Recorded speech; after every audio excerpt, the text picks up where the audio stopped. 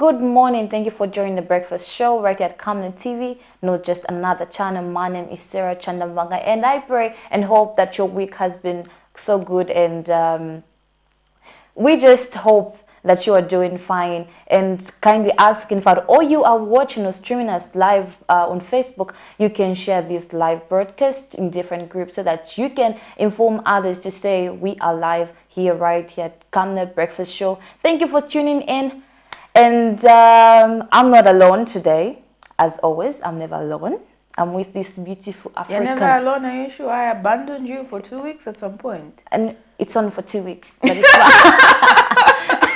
the good part about her, she's always by my side, you know. I got you, girl. You got me. Yeah. I got you. She's an African beautiful woman. Her name is Precious. You want it chafa maning? Now I'm what do you want? Into the fire. Yeah, transport. Anyways, good morning, Sarah. How are you? I'm all right. How are you? I'm okay. How has been your week? It has been so good. I know about your week. You look like you had a great week. A great week indeed. It being a Saturday morning and you're this active, you look like you had a great week. You know, it's a Saturday. You know what Saturdays are for. And it's month end. Anyways, good morning to you. Thank you so much for joining us. Like Sarah said, this is a Camnet Breakfast, and we're here to make sure that we update you, educate you, inform you, and just let you know what has been happening around you and also around the globe. Well, today's topic or today's conversation is something very sensitive and something we feel should be talked about more often to avoid this vice. And we're talking about early marriages and teenage pregnancies. The effects of early marriages and teenage pregnancies. We'll be having an activist that talks about early marriages and also teenage pregnancies. So also our zooming into the headlines topics or stories are those that concern early marriages and teenage pregnancies. Last week, if I'm not mistaken, we had a story of a 24-year-old who set their house on fire because of a marital dispute, and this is a 24-year-old husband with an 18-year-old wife and a 2-year-old child. So those are some of the things that we discussed and decided to actually have a conversation concerning that, because I feel such conversation should be that of the past. Now, before we waste much of your time, remember that you can get in touch with us. Like Sarah said, we can share the live broadcast in different groups and invite people to actually watch this show with you. At this particular time, let's get into our first conversation of the day, which is the health talk, and we will be looking at the functions of the kidney. We'll join you on the other side. Good morning.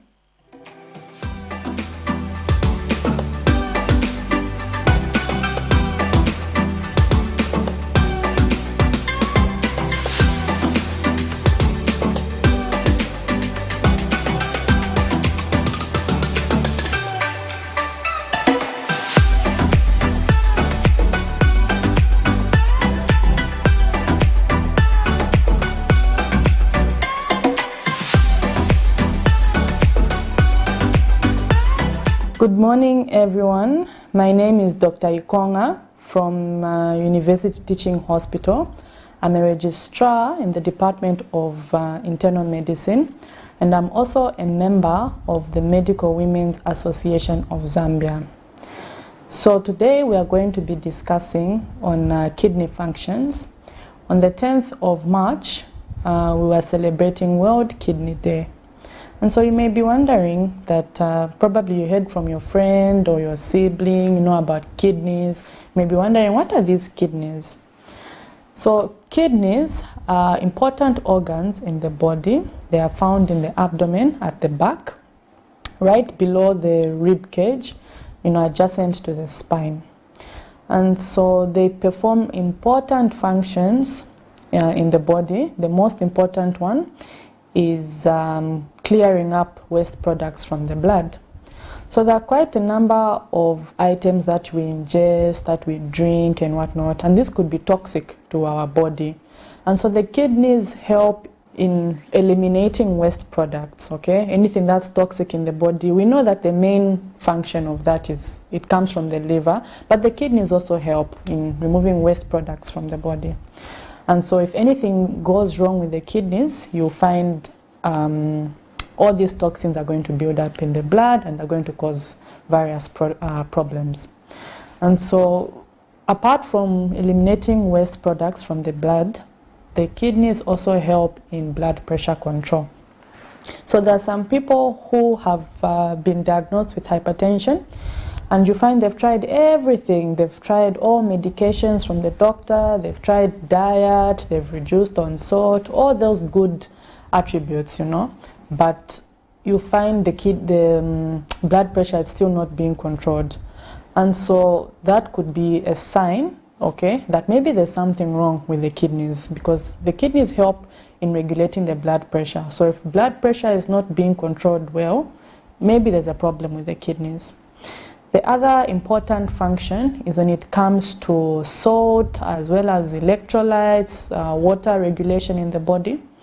So if someone is dehydrated, they've not taken enough water, there are certain sensors in the kidneys that will notice that there's low water in the body. And so the kidneys will try by all means to hold on to that little water which is in the body. And so you find you pass out concentrated urine. The reverse is true. If you've drunk too much water, the sensors in the kidneys will notice that there's too much water in the body. And so that's how you'll find that you're passing dilute urine. The urine looks clear. Okay. Another important function of the kidneys is when it comes to minerals in the body. And so these minerals are important for when we look at the bones, you know, for us to be able to make movements, to walk from A to B, you know, the bone functions. The kidneys help in depositing minerals in the bones so that we can perform our daily functions. And so you find if the kidneys are not doing well, or that function of the minerals becomes less, and so you find they come with fractures, bone pain, back pain, and whatnot. The other important function for the kidneys is when it comes to red blood cell production.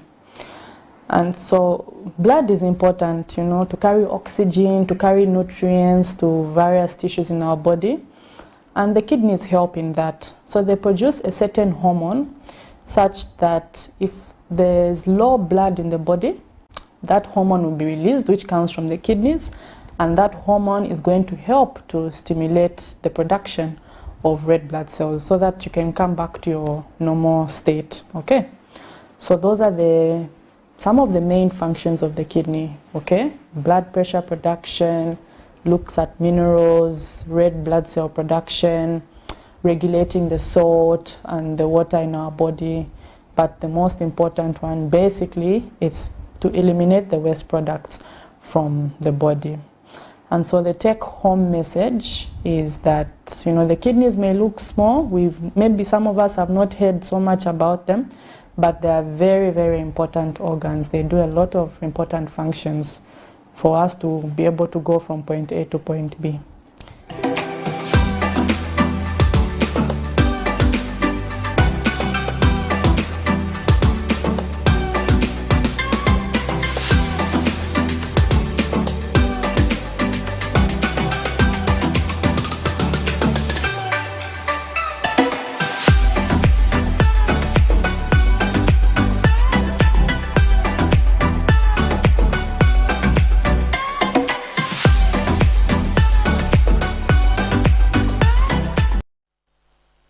Well, there you have it. Hope you've learned one or two things, and also the importance of drinking water for as long as you own a kidney. Yes. It's very For as long as you important. have a kidney, Yeah. it's very, very important that you drink water. I have people that brag about not drinking water. Yeah, and they feel as if it's normal. Quite It's alright. not It's normal. not. It's not. I don't know. I don't know if it's just because I drink a lot of water. There are times where when I don't drink enough water during the day and I go to sleep, I would literally wake up even like twice just to drink water. So I noticed a pattern. So half the time when I'm going to bed, I go sleep with a bottle of water. Always. Yes, always. In case. Every time, just in case I have to wake up in the middle of the night.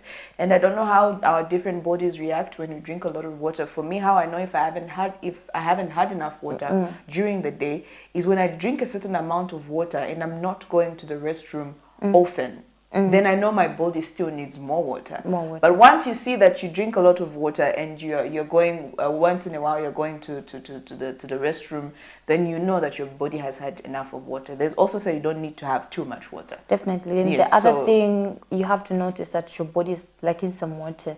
Immediately when you notice the color of your urine, yeah, especially when you get to have It has a certain high concentration. if yes, you're not high drinking enough concentration. water. Yes, the color changes to brown. Yes, brownish. Then you in know that you're color. not having- Then you you don't have know enough that water. yeah, the water is not enough in your body. You have to take more so that your urine can be pure, white, and all that. So peeing is actually a way of detoxing Yeah. if you're drinking a lot of water and also sweat. And also this beautiful skin just doesn't come by. Definitely. You need to drink a lot of water. Always. You need to drink a lot of water. So, but anyways, just make sure you drink a lot of water. And it's actually becoming very hot. We are finally in summer. Late season. No, I didn't Yeah, say definitely. that. But we're finally in summer. And also that's an advice to you. If you notice when it's hot, you get to have a lot of migraines. Okay. You feel dizzy. Your body just doesn't feel right when it's hot. The secret is you also need a lot of water because during the hot season you sweat a lot, so which means your body gets to lose water through the sweat. So the secret is drink at least 5 liters or even 1.5 liters of water at least, okay, just so you can keep your immune and metabolism running. But anyways, like we mentioned, our topic of discussion for today is something very sensitive and we feel should be talked about more often. So we have felt the need to have this conversation today, which is the effect of teenage pregnancies and early marriages. And remember, you can get in touch with us on Facebook. We're streaming live. You can share the live, or you can go right on our Facebook page and comment. If you haven't liked the page, it's Camnet TV, like the page.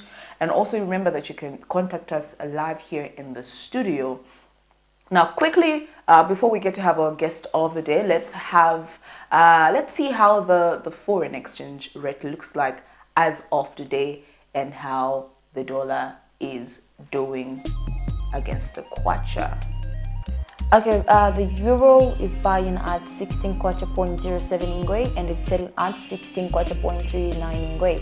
The British pound is buying at 18.96 Ingwe and it is selling at 19.33 Ingwe. The United States dollar is buying at 15.96 Ingwe and it's selling at 16.28 Ingwe.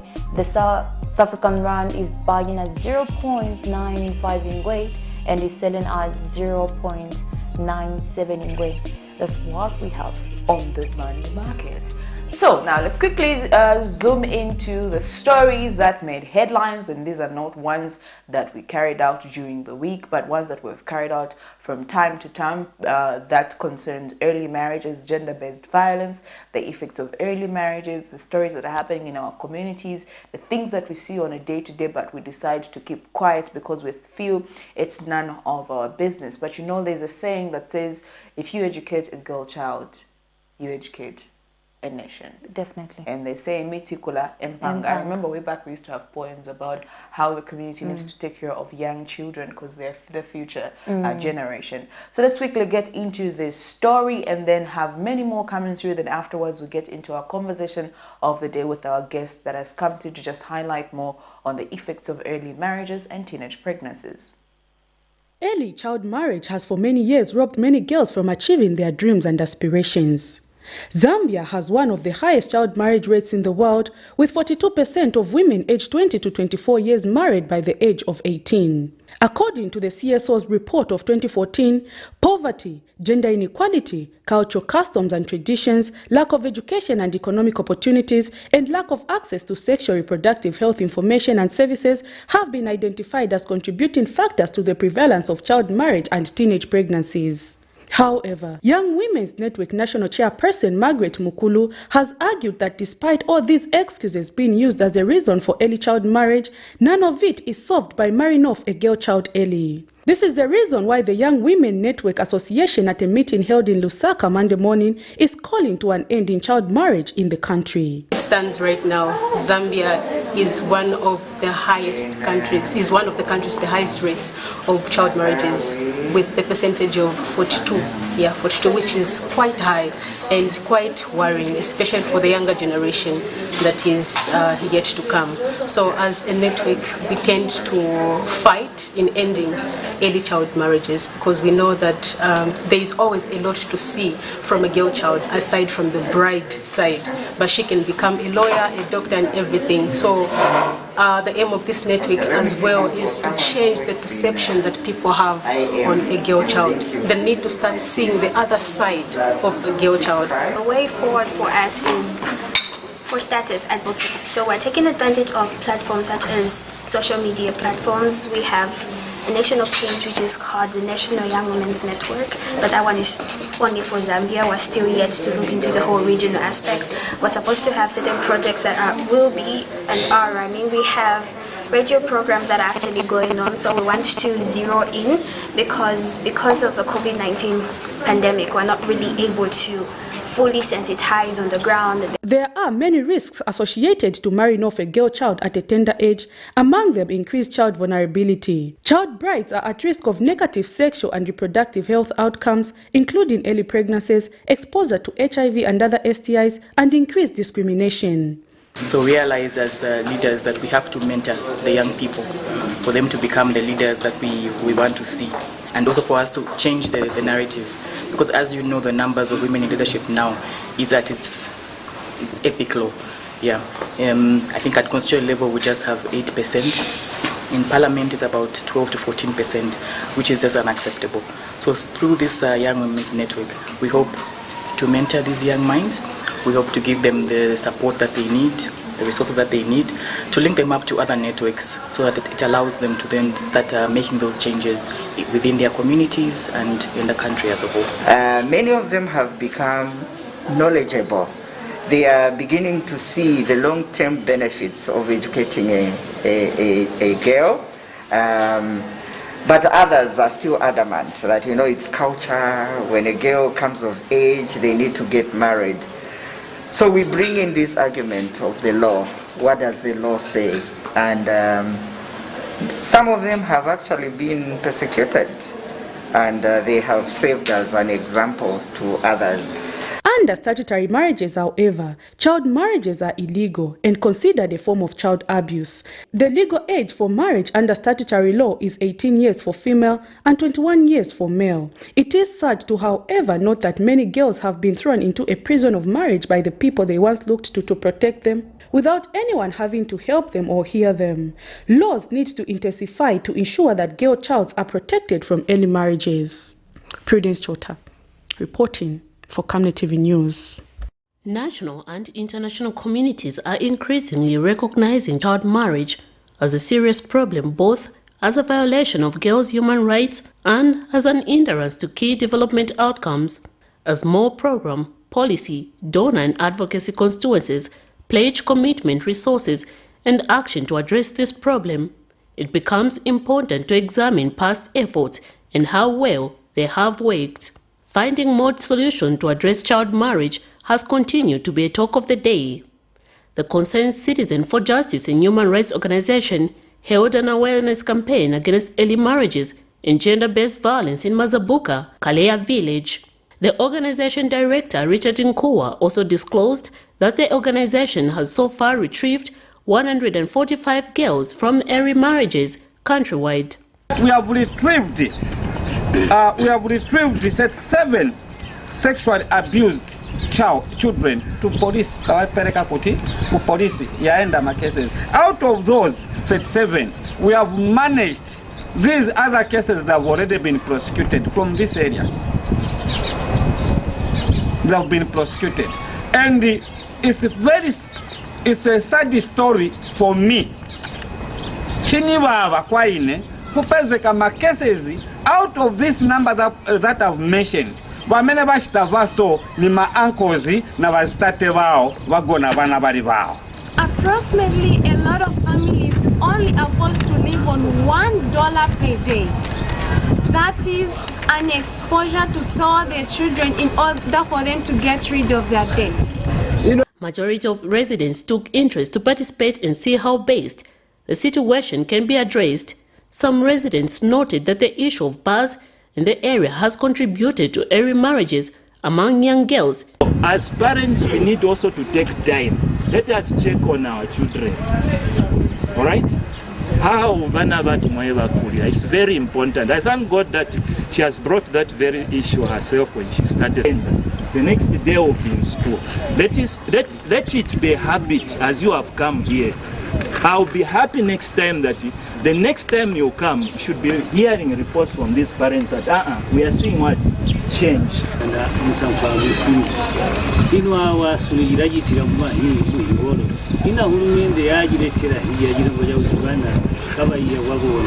The village headmen in the area also added their voices.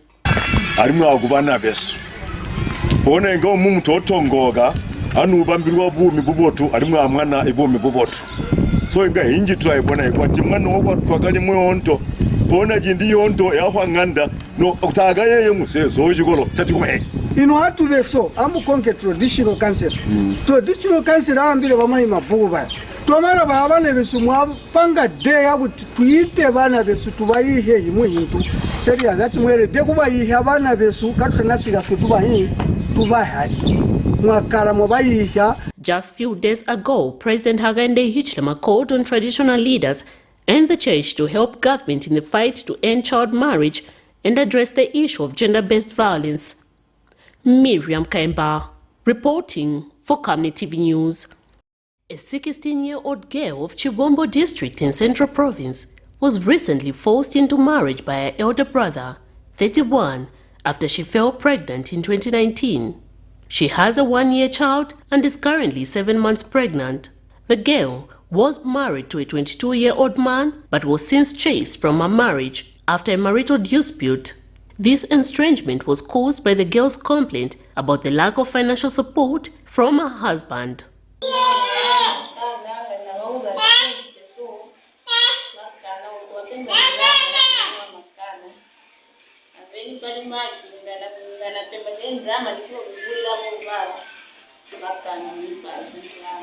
Angry at her sister's marital problem, the 31-year-old brother sought remedies by reporting the brother-in-law to Concerned Citizen for Justice and Human Rights, demanding to know why the man had chased his sister.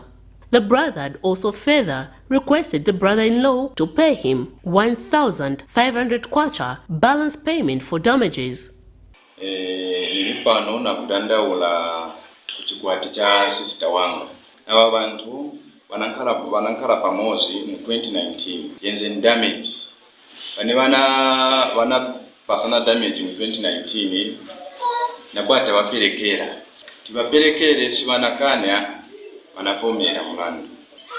Banamba kuvutana sotape pangono paka mu 2021. Vuta amene nzovuta ni yakuti basista banga sibenze kuona drama. Bakati bapempeko support ili yonse. Amuna sinizibani ngana miboza kapena benzi bapodolera kangezo chitabwanji. Kati bene basi. Paka yakozinga manje palast manje mkudandaula maningi basista banga. Paka bamuna bafika mtime yobapisha.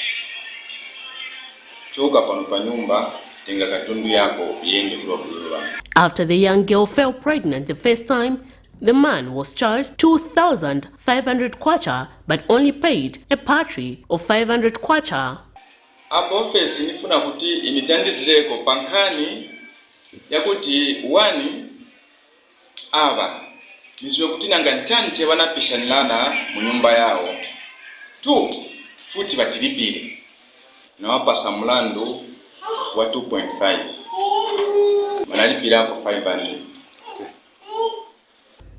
However, upon the case reaching the attention of Concerned Citizen for Justice and Human Rights, a non-government organization, it decided to retrieve the girl from the forced marriage. The organization, which has implemented a project in the rural areas whose aim is to address the high incidence of early and forced marriages owing to negative traditional beliefs that hinders girls to seek education and gender equality, says it will continue with its responsibility of seeing that young girls are removed from early marriages. We have got a project that is running in Iswombo, that is the fight against early marriages. And from this fight, that's where we have managed to retrieve 5 girl children. And the other one, she was forced to, the one at the end right now, she was forced to enter in that marriage by the brothers. And we have managed to retrieve the girl. And this time around, the position of the organization is that we need to send the girl child back to school. She's pregnant of 7 months, and also she has got a child of 1 year 3. So we are totally against the issue of forcing children to enter into marriages at the tender age. Meanwhile, the young girl has since been cancelled and is willing to go back to school. Miriam Kaimba, reporting for Camnet TV News. Well, welcome back. So those are some of the stories on early marriages. We still have a lot more to unfold, and just to remind you on what has been happening in our community. Now, quickly, let's get into our conversation of the day. Remember that you can get interactive with us with the numbers scrolling on the screen, or you can actually get to our Facebook page and comment your opinion or your views. Joining us on set this morning is a child activist and also an artist who has dedicated half of his time just to make sure that he sensitizes the community on the disadvantage and also the dangers of early marriages and teenage pregnancies. And he goes by the name of James Mwanja. Good morning and welcome to the show. Good morning. Thank you so much. Thank you for joining us this morning, for embracing us with your presence. It's a pleasure. So let's quickly get into your work as a child activist. We were just having a conversation before the show started, and you mentioned that you've been doing this and this is your first year. Why did you decide to actually just venture into sensitizing people about the dangers of early marriages and teenage pregnancies? Well, there are a number of factors that are really motivated me to venture into child protection. Mm-hmm. The first factor is that it is the coming of free education. Mm-hmm. I looked at it as something that is timely, that the Zambian people that really need to look at and really focus on it. Mm-hmm. If we can reflect from previously, there wasn't free education. And other people had a reason of saying, no, maybe I cannot afford to find some monies for school. Let me just get married. Mm-hmm. But now, due to the fact that we've got free education, I thought people should really take that seriously, and there's need for them to take advantage of it.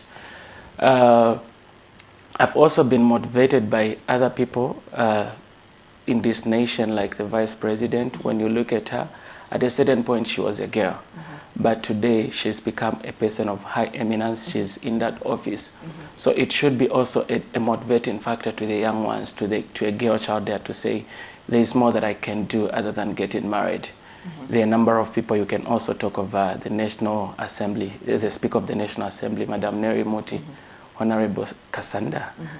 All those people, they were at a certain point, they were at that point, a way back, they were once a girl. Mm-hmm. But this time around, they've been able to be where they are, in that they didn't concentrate on early marriages. Mm-hmm. Instead, they took education to be a priority. Mm-hmm. So it is a motivation to a girl out there who should also emulate mm-hmm. what has been done by other people. Mm-hmm.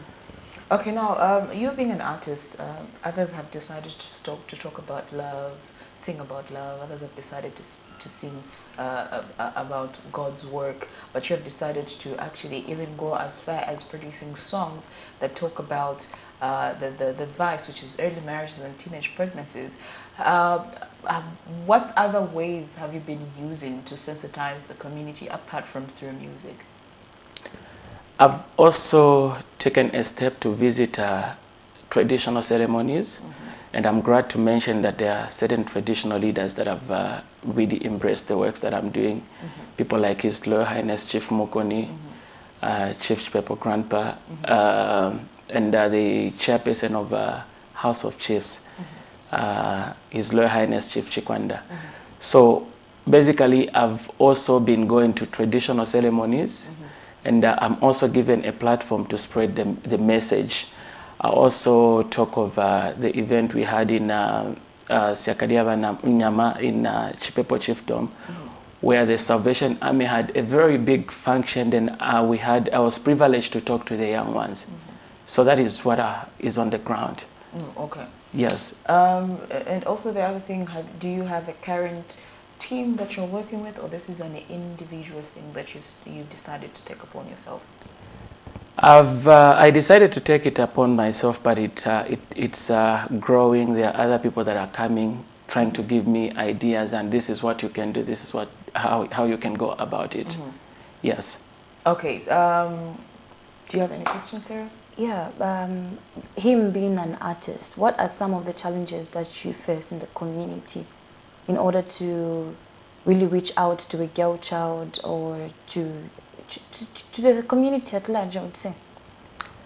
Well, you know, it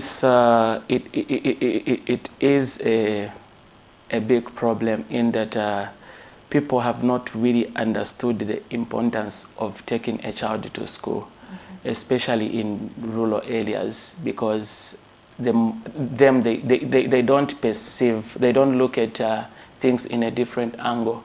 All they look at is at this point, what can we do? The best thing would be to offer him to a man.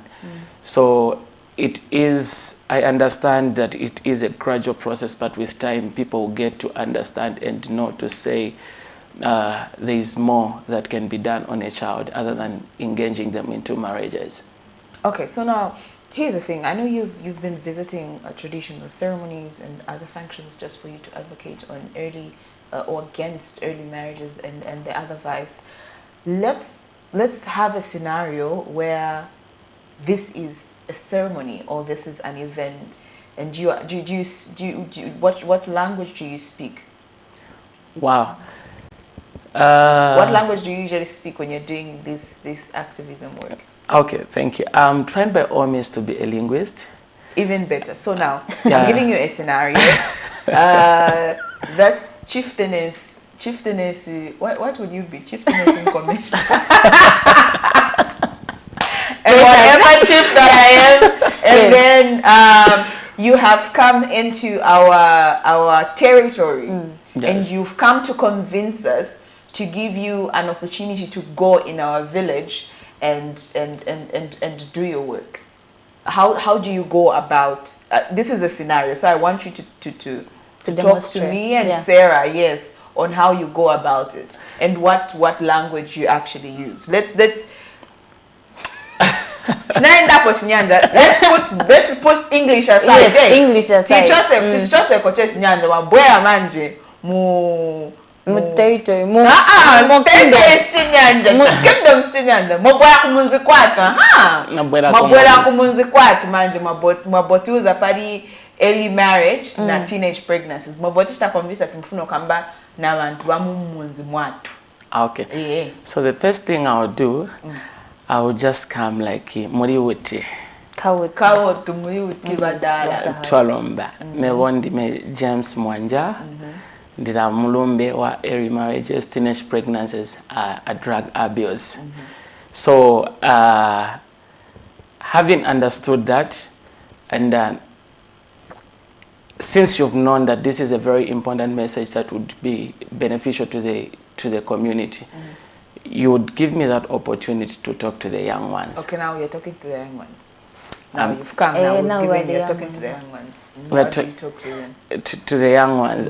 Wow, what a question. So just imagine it's not a set, we're not on TV. You have a group of young people that don't know what early marriage is, don't know what teenage pregnancies, don't know what drug abuse is, and you're here to instill that knowledge in them and making them aware of such type of vices. Well, so first I would start by saying teenage pregnancy is a scenario where a child between the age of 15 to 18 is ushered into marriage. Then I would also highlight the disadvantages. One of the disadvantages that I would mention is that you deny them an opportunity of becoming who they want to be. So having explained that, a child will know to say, this thing is not going to be of help to me, then let me also look at things that will be of help to me. And probably they'll understand upon seeing that what I'm telling them is going to be beneficial to their life. Okay. Yes. So apart from, I can tell you can speak Tonga. Apart from Tonga, what other languages do you use? Tribe do you use? Nachinyanja chonse tingakamba. Nachinyanja. Afadhali tutaenda kwa Kanyama. 10 minutes kwa Kanyama, au zina kwa Kanyama ti? Kwa bwera manje kumi chinyanja naime. My nyanja is bad. Your nyanja is like my Bemba. But in a Shwemba chandindesha. You try. Yeah. Nombe wa chinyanja cho. Your nyanja is like Amos's Bemba. Bemba is horrible. Apa mali taenda manje kutenga manje kwa Kanyama. Taenda manje kwa Kanyama. Mwafika manje bamvera bafana manje bauze pali early marriages na teenage pregnancies. Wow, kwa Kanyama tapika. So I'll tell the Mchinyanja. Okay. Thank you. Kwa Kanyama na mapatsi yanangu konsikwambia muchita understand Chinyanja nkamba naye mwakuti let us tisiye child abuse, early marriages, teenage pregnancies. Because nga mwambo chita allow bana kwenda ma early marriages, muba chita disturb, muba onongera future yabo. Lekani bana bapunzile tengani advantage ya free education so that bana bamairo bakankale mwame bafuni konkalira bakatandize chalo no kutandizani imwe. Ndiye message ya meni nayo mwe. So also chita allow even my parents or bantu benangu kuchitana asha mu early marriages. So for instance ngati for example wapezeka my parents wako bafuna ukwatiliwe ungachita report ku police or maybe kuma church leaders na benangu bantu amene balangana pa child protection.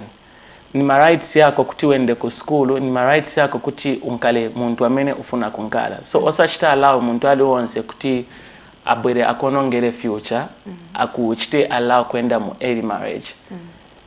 Ndiye message ameni nayo ya. Kosala na drug abuse manji. Yeah, drug abuse naeve ni chintu, it's one of the things that has affected the young ones and the nation at large. If you are involved in drug abuse, you'll be forced to work or rather to act under the influence of a drug. You are not going to be conscious. So having not been conscious, it will be very hard for you to do what you are supposed to do because you are working under the influence of a drug. So kuti unkale mwana wa bwino, kuti unkale youth wa bwino, ufunika kuchita avoid drug abuse. I know kumankala ma situations yenangu like maybe benangu babola nika chitako fuaka nika chitako nika zingako. Yeah, it doesn't work like that because you are going to be unconscious. You are working under the influence of a drug. So there is nothing good about it. Yes. You know, I really get your point, and I pray and hope that everybody is getting what he's encouraging these young ones. You know, okay, there are certain situations whereby maybe not the parents are involved in the marrying off of the child at the very tender age, but maybe you find this stubborn child, maybe a girl child, she just comes home, mami nifuno leka school, nifuno kwatil. We have such, we have such people in our, not even far away, like in our families. I'm sure 1 or 2 families have actually experienced that. Maybe at the age of 16, nifuno kwatila, kwatilo. Yeah, you know, such things do happen. So what advice can you give to such, not really a parent, a guardian, let's say guardian, guardian or parent? Yes, guardian or parent. Wow, that's a tough one though. That's a very good question, but it all goes back to the parents, because the Bible tells us to train a child in a way that is right. Yeah, in a way that is right. So if a child has reached the level of not getting what you are telling her, not getting what you are telling him, it all entails you that there is a part that you did not do. Your own child, a child that is under your guidance, should not decide to go a different route when you are going in a right direction. So it entails you and I that that parent, there should be something that wasn't done. For instance, as a parent, like the way you are, you tend to have a child, there are certain objectives that you would want that child to achieve, and you work towards that. So at no point would you tell me that umwana anikanga and nasamba malekancha be akwatiliwe. It cannot work in that manner. If you tend to see that maybe that child is not getting what you're saying, you can use other people. There are a lot of counselors. This time around, we've got people that are really advocating for this. Maybe talk to my child. My child would be able to understand. Or maybe kuma church, kuma Sunday school. If you take your child to Sunday school, also they are also being taught good morals. So if at all you tell me that kulivana wakutiwa bwera wakambati wakange wa my parents, it all goes back to my parents. It means the parents are the ones that have failed the child, not that the child has failed the parents. Yeah. Anyway. So that is just my understanding about that. Oh, okay. So now, ladies and gentlemen, in case you have just joined us, this is the Camnet Breakfast, and we're just having a conversation on ethics of early marriage. And right about now, we're joined in by a child activist and also an artist, and he's just highlighting more on the effects of early marriages and teenage pregnancies. Right about now, we get into one of the stories also concerning early marriages and ending teenage pregnancies. In November 2021, Grace Mwape of Lusaka's Kanyama compound featured on Camnet TV, narrating how she had been a victim of gender-based violence.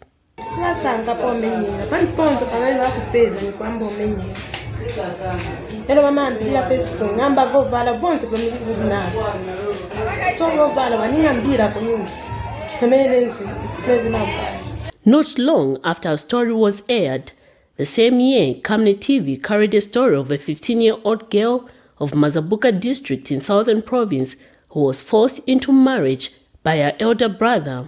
Cases of domestic violence and early marriages continue to be rampant in most parts of the country. In 2017, Zambia adopted a national strategy to end child marriage. As Zambia put its effort in tackling these issues, Concerned Citizen for Justice and Human Rights Organization continues to be in the forefront, working toward eradicating all forms of violence against women and girls in the country. The organization has launched an Eliminating Child Marriage and Gender-Based Violence Against Women campaign in Lusaka's Kanyama compound, an area very well known by many for such kind of vices. Of gender-based violence. We have decided to have this meeting today, this launch today, because of increased number of deaths due to gender-based violence and also early marriages. In March this year, the organization held a similar program in Mazabuka district, Southern Province, with different views from parents voicing out on the said issue. But this time around, it was held in Lusaka's Kanyama constituency, with the constituency area member of parliament, Monty Chikuli, cautioning parents fond of doing such. We are coming up with a law which will punish the one who marries a child. That law will visit you. And not only will it visit you, but it will punish you. Then on top of that, the parent or the guardian who marries off that young child,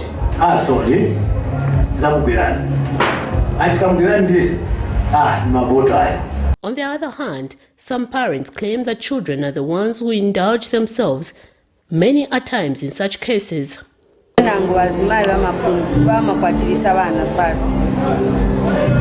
Benango bana ungamuze mwana kuti chene uchita nchoipa ufunika utekanye benango bana bakana school so te kuti mkolo imakhala ilibe mphamvu kuli mwana benango bana bali hai mkolo imakhala pansi so nkumusiya kuti azazionera mbachikabwera chite chintu kama wachiona chija chintu chintenza kuuza kuti nchoipa. Although the Marriage Act in Zambia sets the legal minimum age of marriage at 21, however, a child can marry from the age of 16 under customary law with written consent from their legal guardian, laws which need to be revisited. Miriam Kaimba, reporting for Camnet TV News. Zambia Police Service had disclosed that about 8,557 cases of gender-based violence were recorded during the fourth quarter of 2020 compared to 7,640 reported during the third quarter in the same year. This indicated that the country had recorded a 10.7% increase in the number of gender-based violence cases compared to the previous quarter. While many victims of gender-based violence have decided to remain quiet over the matter, the National Legal Aid Clinic for Women says shielding the perpetrators of gender-based violence crimes only makes the situation worse as they are likely to repeat the act. A slap is sufficient to amount to an act of gender-based violence. We've heard of women who have lost their sight, their sense of hearing, merely by being slapped. Some have even died. Maybe she's slapped, in the process she falls and dies. So a slap is very much a form of gender-based violence, and one act is sufficient to constitute an act of gender-based violence. So if I'm beaten once, I can still go to the police. They won't turn me away. They won't say no, no. A single act is enough to constitute an offense of gender-based violence. She adds that there are many legal institutions in the country where the victims of GBV can be assisted. Go to your nearest police station and report this case of gender-based violence and you'll be assisted. We also have our institution, the Legal Aid Clinic for Women. We help victims of gender-based violence, mainly women and children. We help by obtaining the orders that I had mentioned, the occupation orders, the protection orders, and the maintenance orders, just to protect them against cases of gender-based violence. There's also the YWCA. They also assist victims of gender-based violence. And the subordinate court, like I mentioned, is the only court which is mandated to hear issues of gender-based violence. The clerk of court at the subordinate court can assist a victim of gender-based violence to obtain a protection order. And organization councillor Chileshe Nglovu says the consequences of GBV in most incidences do not end well, hence the need to report such cases. Effects of gender-based violence, the most serious one actually, is sometimes it results in death or permanent injury. Sometimes one of the survivor dies, or even then they're not a survivor, the victim dies, or sometimes because they've been a victim for such a long time, they end up killing the person who has been a perpetrator all their lives. And also sometimes you get a broken leg, you get broken limbs, you lose an eye. Those are some of the consequences. Sometimes children who grow up in such homes become future perpetrators themselves because that's all they know. These are children who, when they are playing with their friends, are always fighting, are always insulting. GBV can take different forms such as physical abuse, verbal abuse, sexual abuse, and mental abuse. While many victims of GBV decide to remain quiet because they view the perpetrators as their sources of income, or in the name of protecting the victim with the intention that they will one day change, change itself does not occur if there is no intervention, hence the need to ensure that GBV cases are reported. Prudence Chota, reporting for Camnet TV News. Welcome back. So those are some of the stories that we actually carried out concerning early marriages, teenage pregnancies, and also gender-based violence.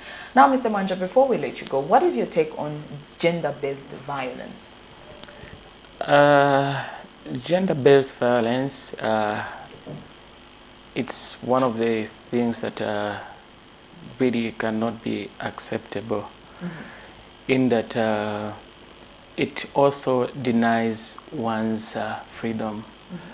I say this because in a situation where one has been abused, they do not have that freedom. And it may also lead to these cases, the high increase of cases of suicides. I'm sure you've heard situations where one tends to take his or her life due to the same situations. Okay, so now we've come to the end of the conversation. Thank you so much for coming through. And before we let him go, we mentioned at the beginning of the conversation that he is actually an artist. and he has dedicated his work to sensitize people through music as well. So let's just have this clip. This song is titled Drug Abuse, and after that we'll get into our second conversation of the day on the other side.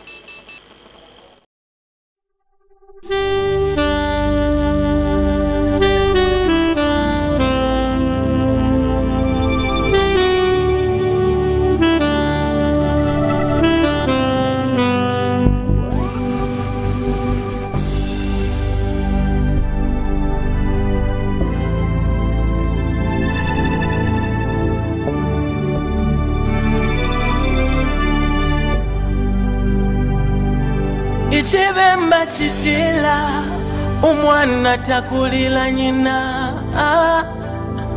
Chishinka nasumina Nomba imwe mayo anti muli ine Mwamona mo umwaume Mwana we ni mwipa wenu Mwingona wila future bwesheni momutima nakana Ise ana amono musati wanonge na child abuse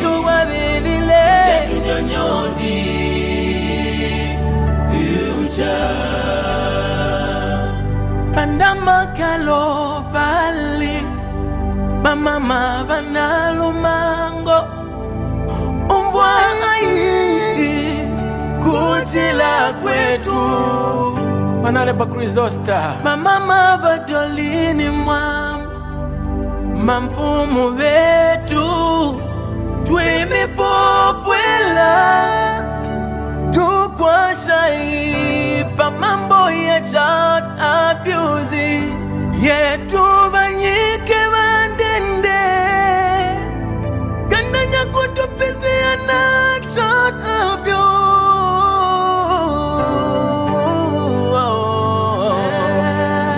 Ise bana gangona Msati wanonge Na child abuse Ikula empanga bane Ise bana banu Ana amo Musari wanongele Future Tuli bana banini swewo Tuli bana benu Bana banini Mutatu nyonyoni Child abuse Ine mwana wazibalila Ine mwana wenu tana Ni mwana wenu Mutatu nyonyoni Future Ine mwana wenu daddy Musaone momo kazi muli ine Napemba valani zipu Ndine mwana ozibadila Daddy Muzimbela konsoni Child abuse nakana Ine nakana musane gwile patupi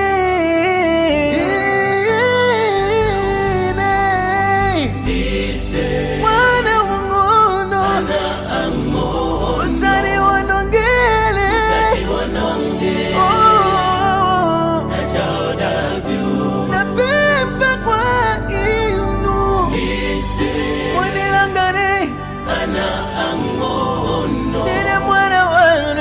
usiwanongele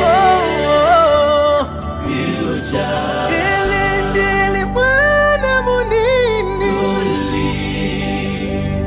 banambani utatunyonyoni achaoda utatunyonyoni yuli banambani utatunyonyoni future.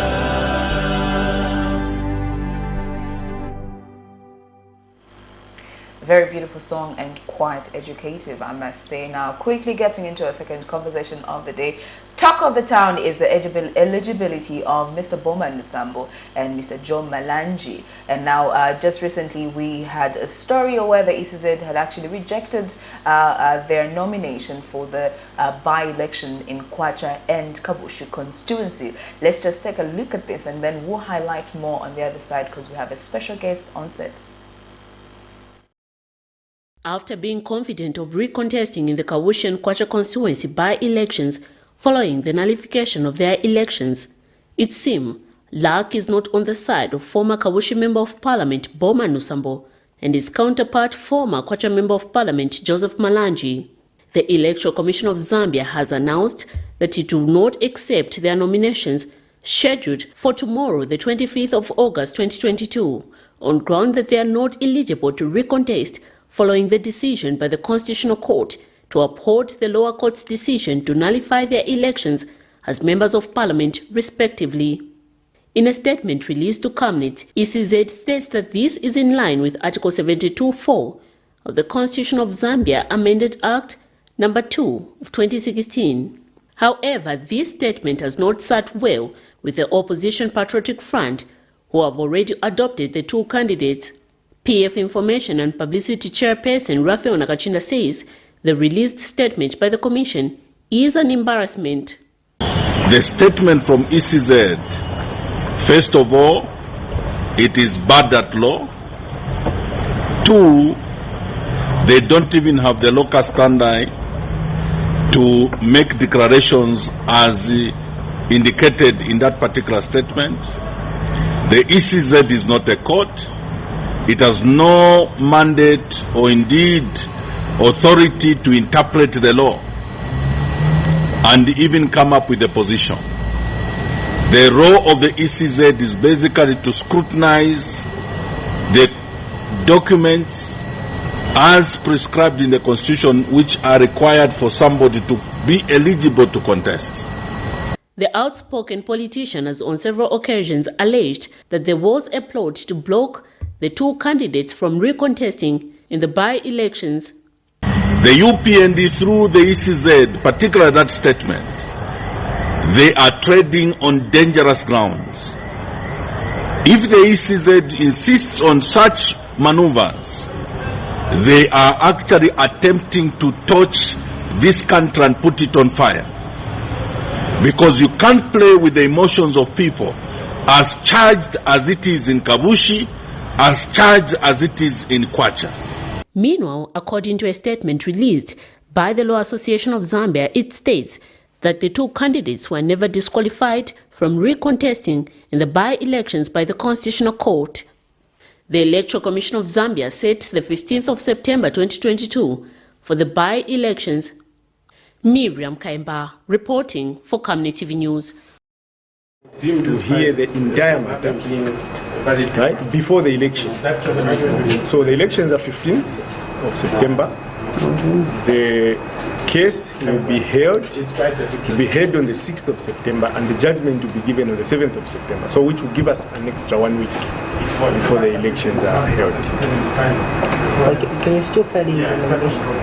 Well, this court has power to postpone an election. So if our clients are successful, then the matter will be, the election will be pushed. Because what the court doesn't want to do is to deal with this matter in piecemeal. You deal with this issue today, you deal with that one. And I think the directions of the court are very clear. The Attorney General and the ECZ have been told to respond to our issues, the application that is before court. And filed the nomination. So were declared invalid?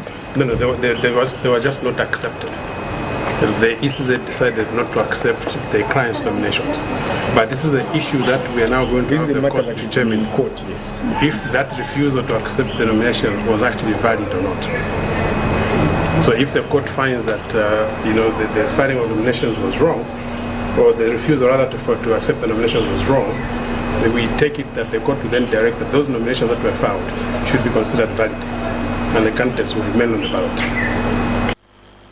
Well, there you have it. That is the current conversation in the political fraternity. Now, joining us on set this morning is the National Democratic Congress President, Madam Savoy Imboela.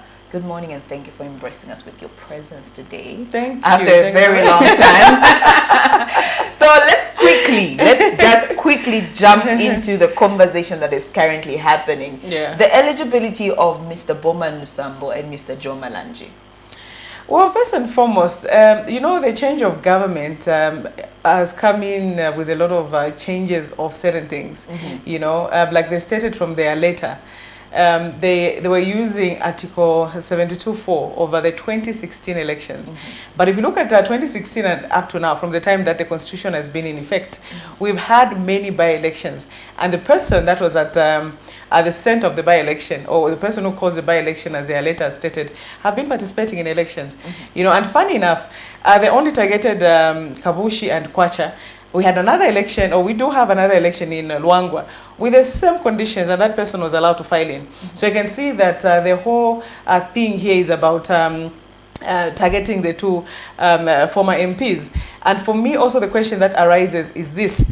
If we're going to use the 2016 election, what constitution to ensure that people do not stand when they cause a by-election, does it mean then that we have to revisit all the people that recontested and even won? And nullify their seats. Exactly, and nullify their seats. Because we need to do things posthumously now, And if the people also, they won the seats and they've been getting paid, that means the Zambians the money that they were getting paid all this time.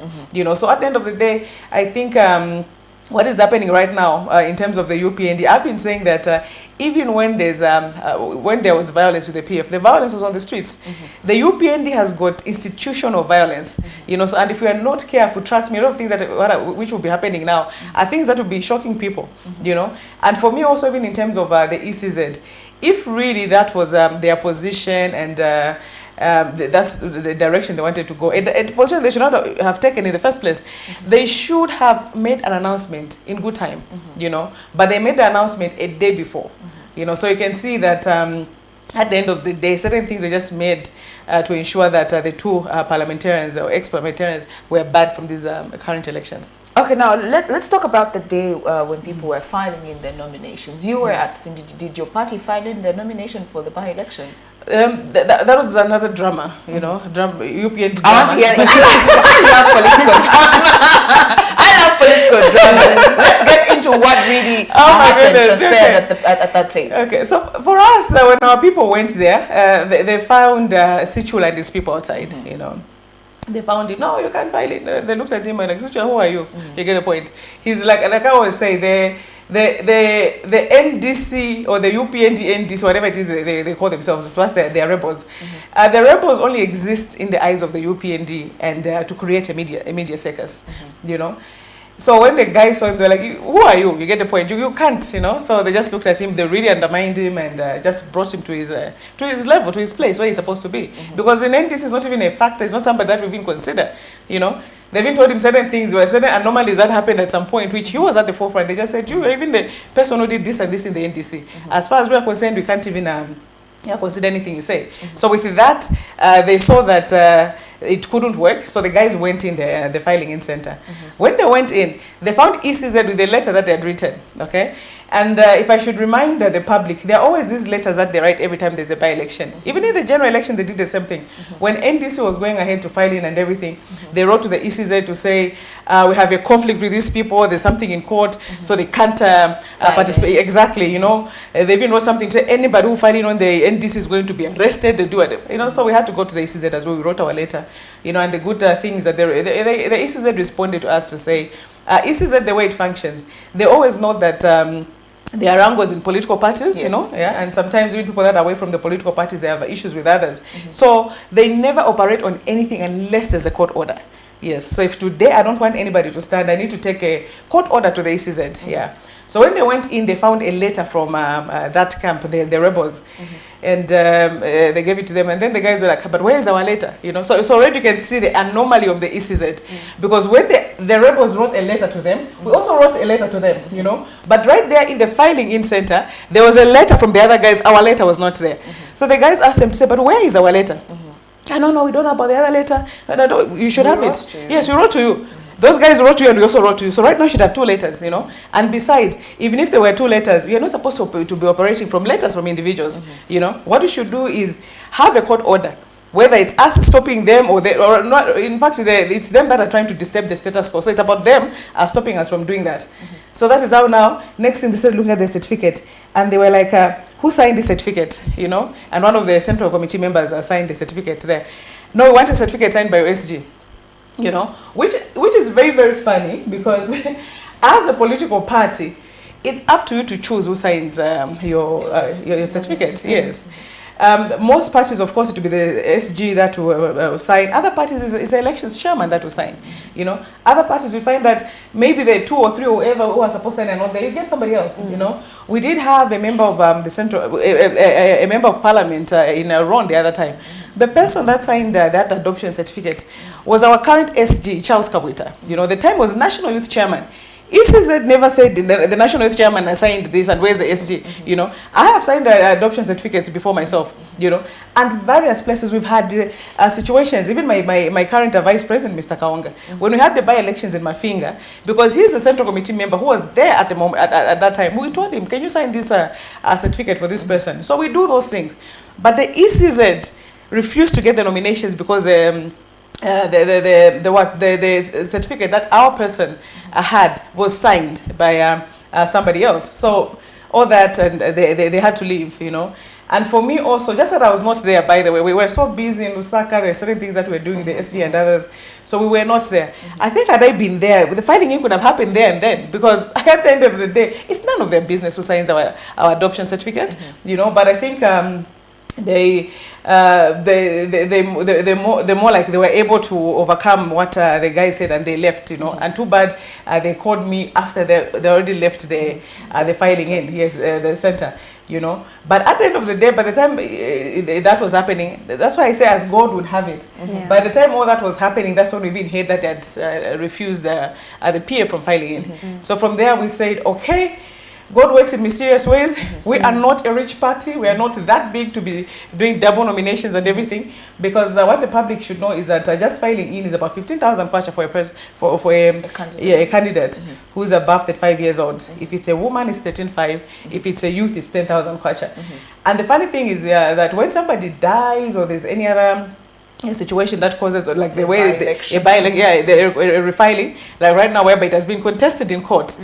If they go to refile, again, the ECZ, yes. So for us, again, we'll be talking about those things that we're saying, can the ECZ stop that injustice, you know? It should be that the people that filed in now, if there's a refiling, they should just take the same receipts, you know, the banker, and you use that. But it's not like that. So meaning that everybody who filed in now, if the PF succeeds, it means you have to go file in again. So for us, we had like 2 candidates. That's another cost. That's another cost, yes. So for us that had like 2 candidates, or have 2 candidates for these elections, it's more like we have to pay 60,000.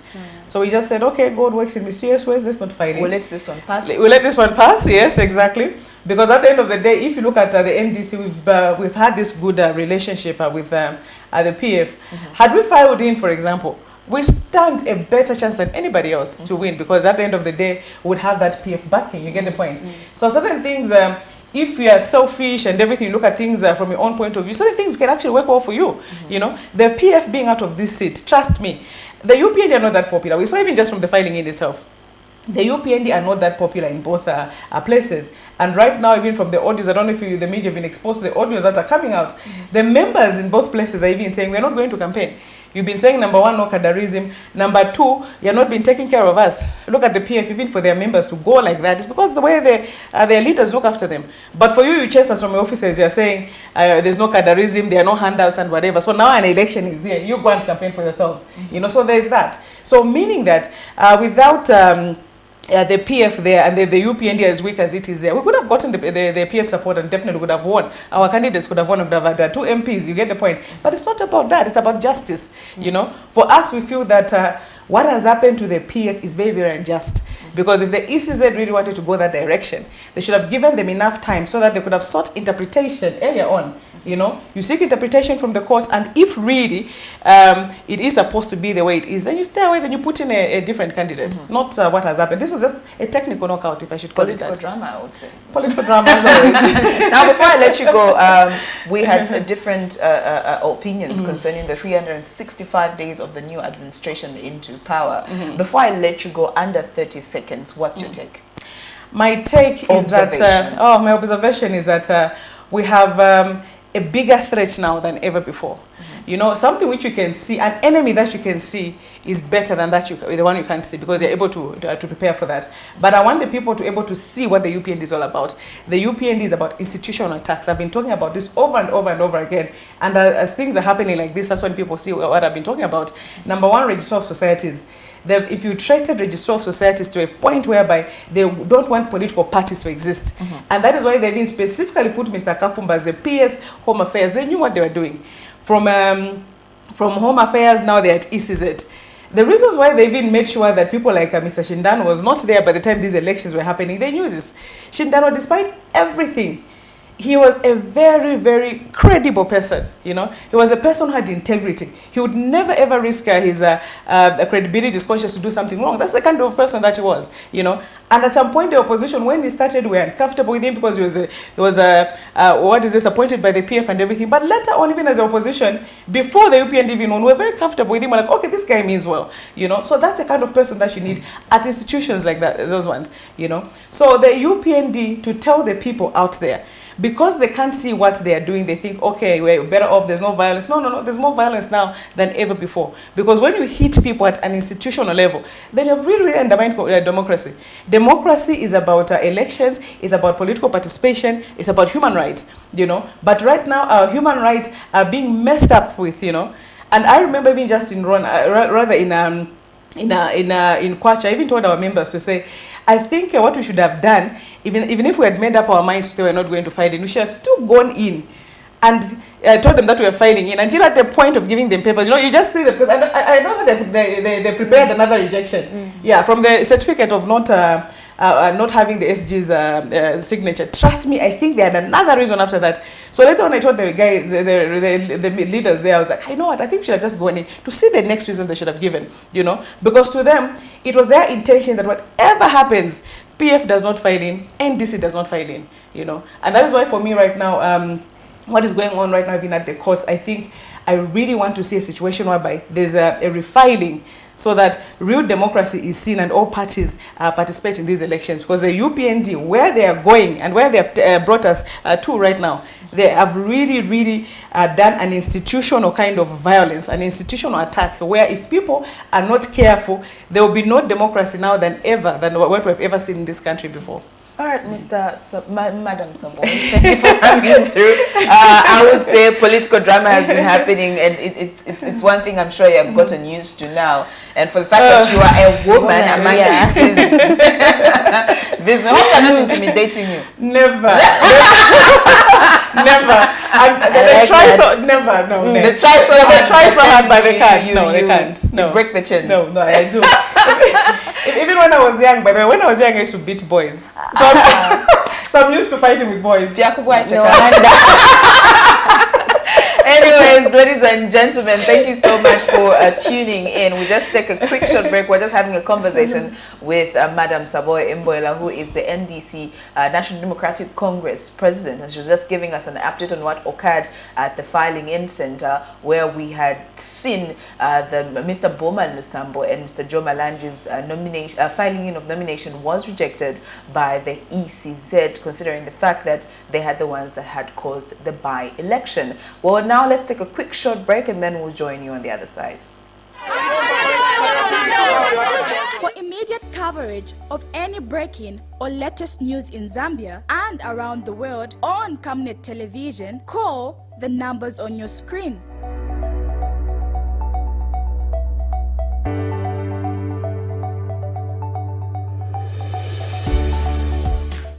Television, bringing to your screens fair news, impartial news, credible and reliable news all the time. Get the whole truth on Camnet World News.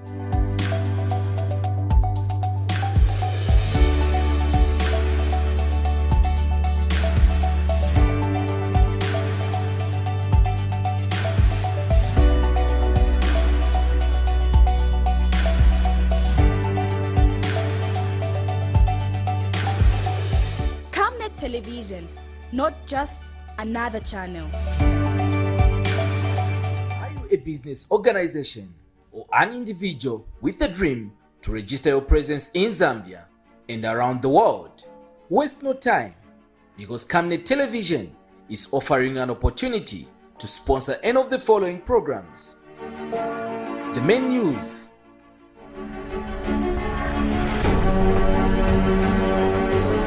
national matters,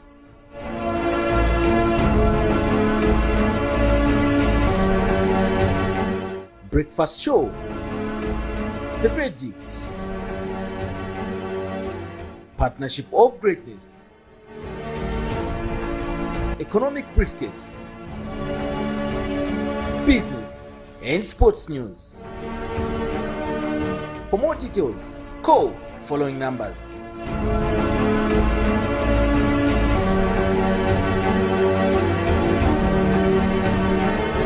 Camnet Television, not just another channel.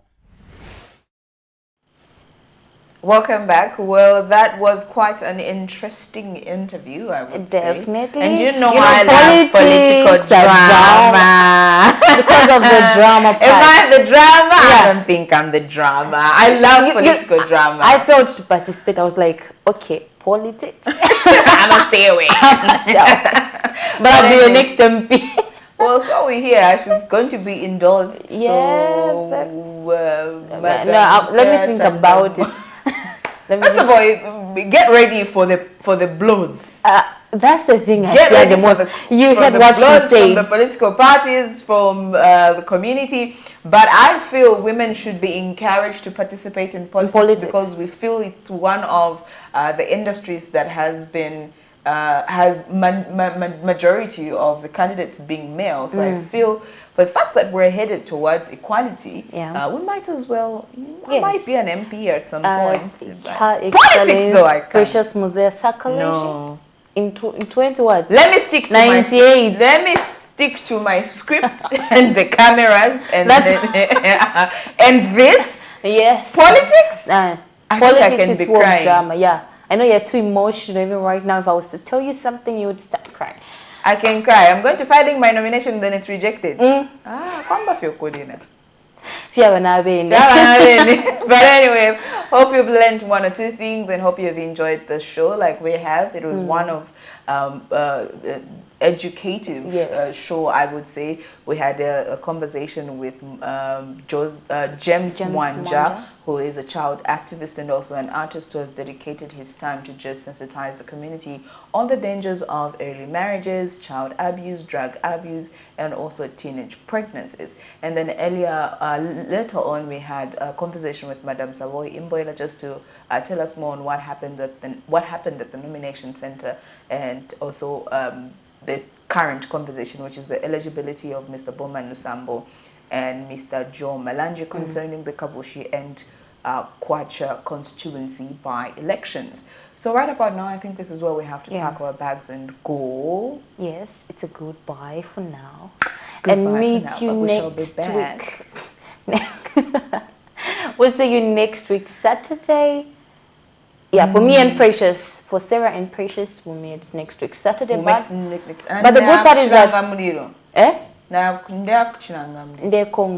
Fadi is a family friend that is chilangamlilo today. So I'm going for... Then on both sides. So ine kutina konka kwa mkujate? Kwa mkwipika face then twatwala. Ine kutina nadia ko ina isa sanfie bade na baleta. These hands can cook chikanda. Wife material. Don't trust this. But anyways, on that light note, would love to say thank you for tuning in to the Camnet Breakfast Show. From me, Precious Nzea Sakaleji, Sarah Chandamwanga, Elias on the other side, and Amos Lungu. Have a beautiful day and enjoy the rest of your weekend. Be safe.